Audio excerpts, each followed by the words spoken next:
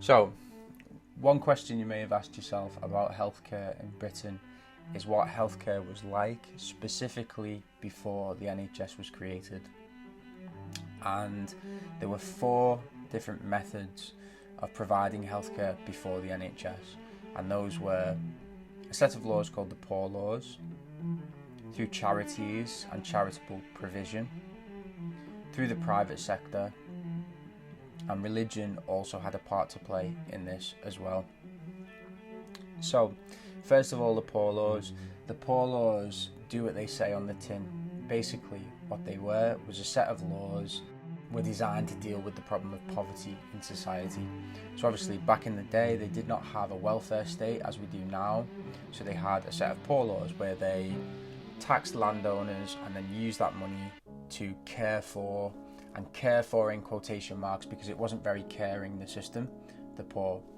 So in 1601 the first poor law was passed, and basically there was a system of poor relief whereby people were looked after, but it was a very small proportion of the population of what they called the impotent poor and some older people. And they were often looked after in almshouses, which were essentially a little bit like hospitals. And obviously you will have heard of workhouses. That was the main system by which the poor were, again, cared for in society. So a workhouse was essentially a little bit like a prison, and you would dread to go there, but if you absolutely have to, you would, and you would have to work for your bed. And the system was very, very oppressive and very, very harsh, so you didn't want to take advantage of the system, which was the thought behind the government policy. Then there was the 1834 Poor Law Amendment Act, which really consolidated the workhouse system, whereby there were sick wards in workhouses and they were used to look after people in the parish on the outside, even though they were meant for the people who were in the workhouses. And this was poorer people, so you couldn't get healthcare if you were poor except from a charity or except from a sick ward in a workhouse. You wanted to avoid that where possible because, as I've said, the workhouses were really horrible places and they were designed for unfortunates who couldn't look after themselves. But if you were too poor to have a choice, that's where you went. Religion also had a part to play in this because religions often controlled the almshouses, which were hospitals essentially in the day, and they were run by monks and nuns as a charitable thing to help people, and they were often designed to treat a particular illness. So for example, leprosy. They were not funded by the government or anything like that. They were wholly run by religious groups, and obviously the almshouses in the workhouses were kind of funded by the government, but they were funded through taxation from landowners, not from our tax as the NHS is nowadays. And you've got to remember as well that the word hospital did not carry the same connotation as it does now.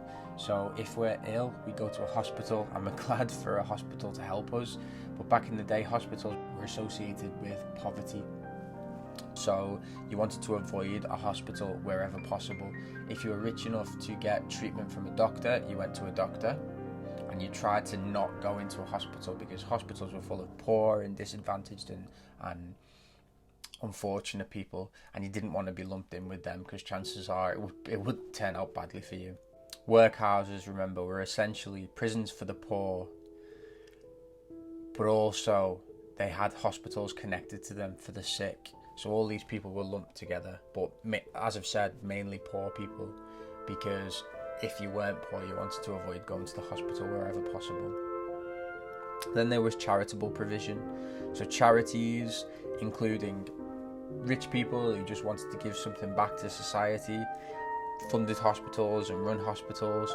So for example, Guy's Hospital, which is an existing hospital in London, was founded in 1724 by a stock speculator, and then in 1828 William Marsden, a surgeon and philanthropist, opened a dispensary which basically offered medical advice and treatment to those who were destitute or sick.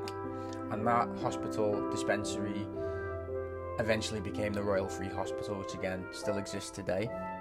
They eventually had to ask people to pay because they were running out of money, they didn't have any government funding, and they were going to go bankrupt. And that kind of illustrates the system and the problems with it before the NHS, because the money wasn't coming in from the government, they didn't have any funding, so they wanted to do good by the poor people, by the sick people, but they physically could not do that without donations, without people paying towards it, because they didn't have enough money. Then you have the private sector. Doctors were not regulated necessarily or paid by the government, so you had to pay for treatment from them. So if you were middle class, if you had enough money, you could pay for a doctor. If you weren't, you couldn't, and you had to either rely on a charitable hospital, or you had to hope for the best and hope that you would get better, essentially.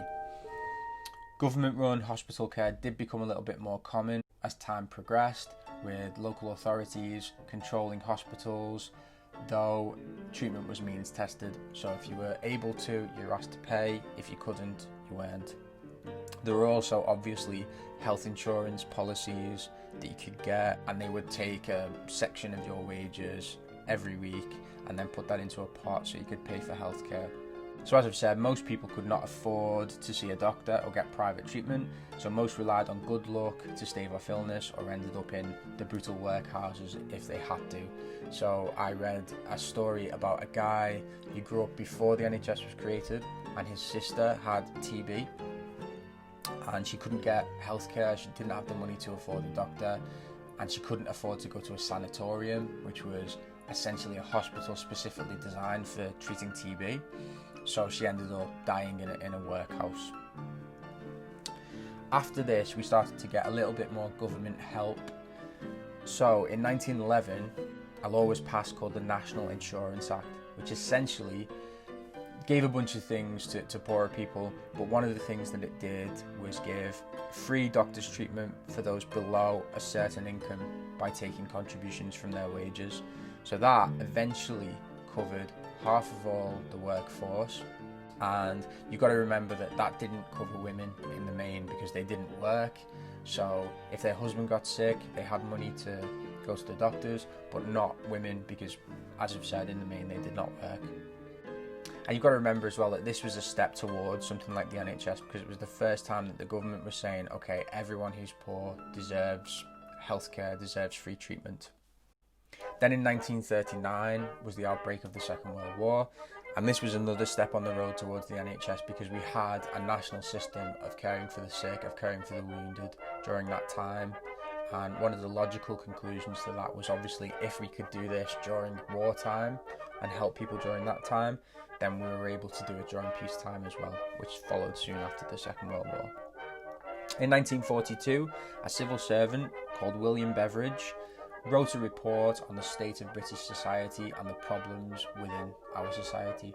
And basically what he said was that we had what he called 5 giant evils in our society.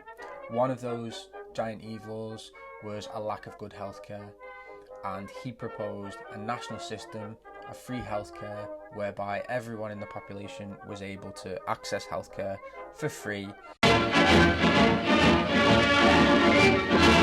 As the result of much intensive study into questions of social security, Sir William Beveridge is the recognised authority on present-day and post-war problems.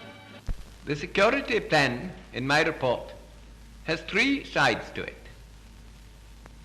The report proposes, first, an all-in scheme of social insurance, providing for all citizens and their families all the cash benefits needed for security, in return for a single weekly contribution by 1 insurance stamp.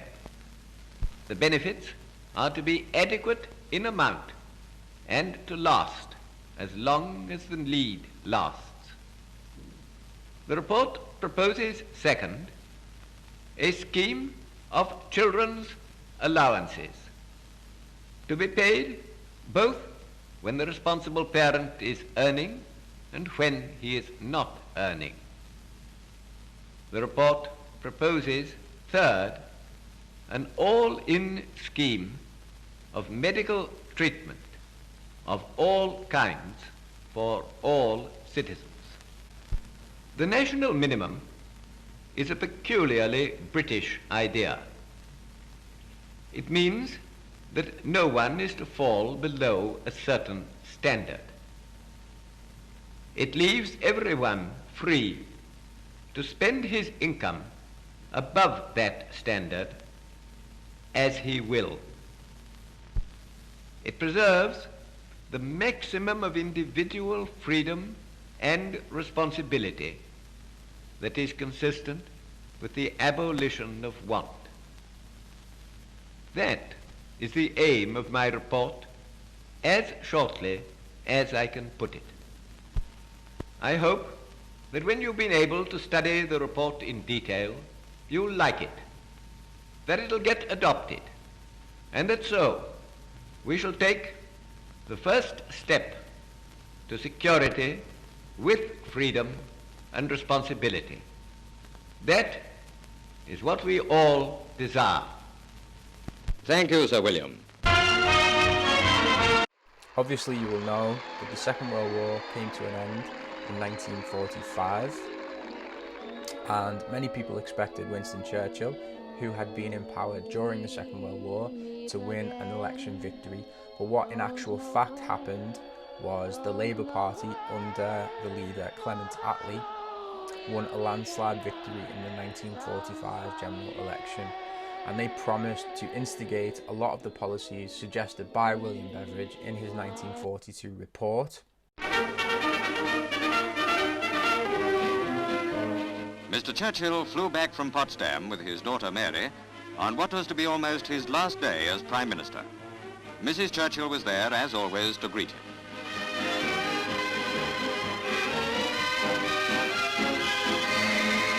Electors at Mr. Churchill's constituency, Woodford, gave him a strong vote of confidence. His opponent, Farmer Hancock, seemed to have no hard feelings as he and Mrs. Churchill heard the result. Labour's Big Three were elected with handsome majorities. Mr. Herbert Morrison, tipped as Britain's Chancellor of the Exchequer, romped home at East Lewisham. Later, Mr. Morrison said, "We will rebuild London. We will build a fine Great Britain and a prosperous world." On the eve of Labour's landslide, Mr. Ernest Bevin was assisting little Susan Hare to open cottages at the Merchant Seaman's Home at Limpsfield, Surrey. Mr. Bevin, Labour's probable choice as Foreign Secretary, will join Mr. Attlee in the concluding stages of the Berlin Conference. Though defeated, Mr. Churchill is acclaimed as a great war leader. Out of the election melting pot comes his successor. Confidently, he faces his responsibility to Britain and the world. The sweeping victories throughout the country mark an epoch in the political life of this country. Never before have the electors shown clearly their desire that there should be in this country a Labour government carrying out Labour's full policy. I am certain that this election has been one in which the electors have thought deeply on the fundamental questions of the future, and they realize that Labour is the party of the future, and that Labour's policy is the only policy that can lead us to peace abroad and social justice at home. And obviously then the NHS followed in 1948, which was a whole new system of free healthcare for the population, free at the point of delivery and without barrier that we still have today. On July 5th, the new National Health Service starts, providing hospital and specialist services, medicines, drugs and appliances, care of the teeth and eyes, maternity services. Have you chosen your family doctor? If not, ask your doctor now if he'll look after you under the new scheme. If he can't accept you, ask at the post office for the address of the Executive Council, where you'll be given the names of other doctors in your area who are taking part in the new service. Ask the doctor you choose for an application form for each member of your family. You can also get these forms from the Executive Council office, the post office, or the public library. Fill in the form like this. One form has to be filled in for each member of the family and then handed over to your doctor. Now don't forget, choose your doctor now.